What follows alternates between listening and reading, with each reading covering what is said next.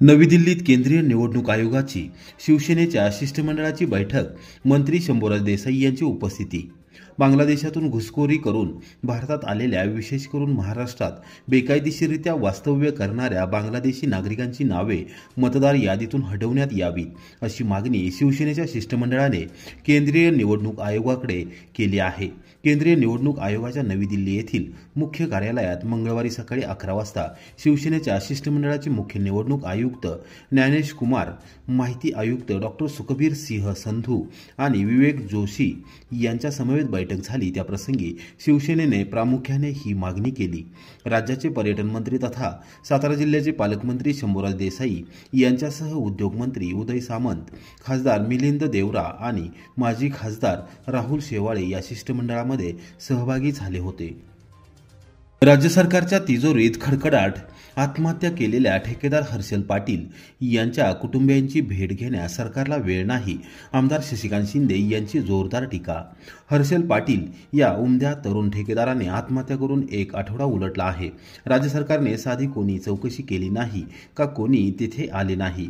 कुटुंबाला मदत सोडा, सरकारमधील एकाही व्यक्तीने त्याच्या कुटुंबाची विचारपूस केली नाही। उलट हर्षल पाटील हा सरकारचा ठेकेदार नव्हता असे सांगत हात झटकून टाकण्याचा प्रकार सुरू आहे।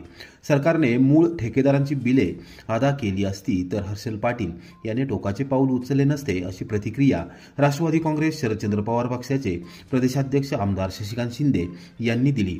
सांगली जिल्ह्यातील वाळवा तालुक्यात तांदुळवाडी गावचा तरुण ठेकेदार स्वर्गीय हर्षल पाटील यांच्या निवासस्थानी आमदार शिंदे यांनी सोमवारी रात्री 8:30 वाजण्याच्या सुमारास माजी मंत्री आमदार जयंत पाटील यांच्या समवेत भेट दिली आणि कुटुंबियांचे सांत्वन केले।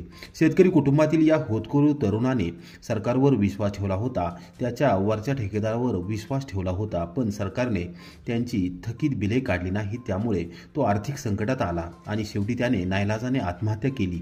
त्याच्यासारखी वेळ अन्य कोणांवर येऊ नये यासाठी राज्य सरकारने पुढे येऊन उपाययोजना करणे आवश्यक होते। मात्र सरकार राजकारणात व्यस्त असून त्यांना पाटील कुटुंबियांची साधी भेट घेणे जमले नाही किंवा जमत नाही, याहून मोठे दुर्दैव नाही अशी टीका देखील आमदार शिंदे यांनी केली।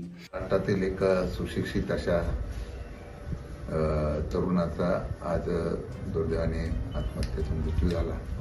मी आणि जयंत पाटील साहेब या ठिकाणी त्यांच्या कुटुंबांना सांत्वन भेटीसाठी आलो होतो।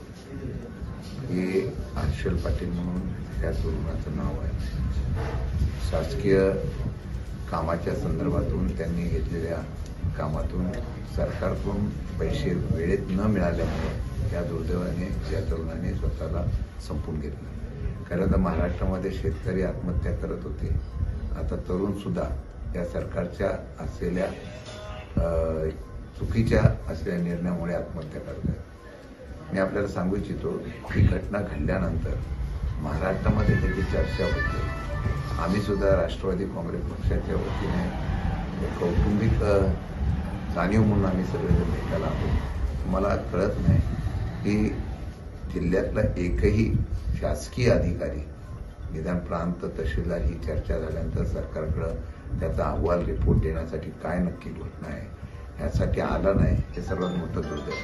म्हणजे किती निष्क्रिय पद्धतीने बेफिकरपणे ही लोक वागत आहेत याच्या प्रत्यंतरीचा आलेला आहे। आम्ही दोघेही आता या बाबतीमध्ये मुख्यमंत्र्यांशी पण चर्चा करू, यात पोलिसांच्या माध्यमातून काय परत पुढे त्यांना शोध काय लागला याची माहिती घेऊ आणि त्या कुटुंबाला सर्वोपरी मदत करण्यासाठी निश्चितपणाने प्रयत्न करू हे आपल्याला सांगू इच्छितो। पण एक आहे की वेळेत जर राज्य सरकारने केलेल्या कामाचे जर पैसे परतावा दिला असता तर मला वाटतं ही घटना घडली नसती। आज एक छोटीशी मुलगी त्याला आहे, कुटुंब आहे आणि आज त्या भगिनीवरती काय दुःख आम्ही पाहिलेलं आहे। खरं ह्या सर्व घटनेला सरकार जबाबदार आहे, संबंधित मंत्री जबाबदार आहे आणि मंत्री पण असे सांगतात की ते माझे कॉन्ट्रॅक्टर नव्हते। परंतु अशा प्रकारे बेजबाबदारपणाने बोलण्यापेक्षा त्या कुटुंबाला धीर देण्यासाठी जर शासकीय यंत्रणेला कोणी आलं असतं तर मला वाटतं की सरकार याबाबतीत निश्चितपणाने भावना त्यांची कळली आहे। असो, आम्ही आमचं कर्तव्य करू। मला वाटतं की या बाबतीमध्ये राज्य सरकारने गंभीरतेने दखल घ्यावी। बरीच 89,000 कोटीची थकबाकी आहे. अनेक जिल्ह्यामध्ये सुशिक्षित अशा प्रकारचे बेरोजगार जे आहेत, सुबेला जी कामं मिळतात ते तरुण बँकेचे किंवा खाजगी कर्ज काढून ही कामं पूर्ण करतात. शासनाकडे पैसे नसतील तर त्यांचं व्याज वाढत गेल्यानंतर शेवटी अशा अनेक तरुणांना ही आर्थिक मंदी निर्माण झालेली आहे. त्याच्यामध्ये कुठल्या दुसऱ्या हर्षलचा मृत्यू होऊ नये याची गांभीर्याने सरकारने दखल घ्यावी. चायनीज मांजा गळ्यात अडकल्याने फलटणमध्ये दुचाकीस्वार गंभीर जखमी. ऐन नागपंचमी दिवशी घडली घटना. वेळेत उपचार मिळाल्याने वाचले प्राण.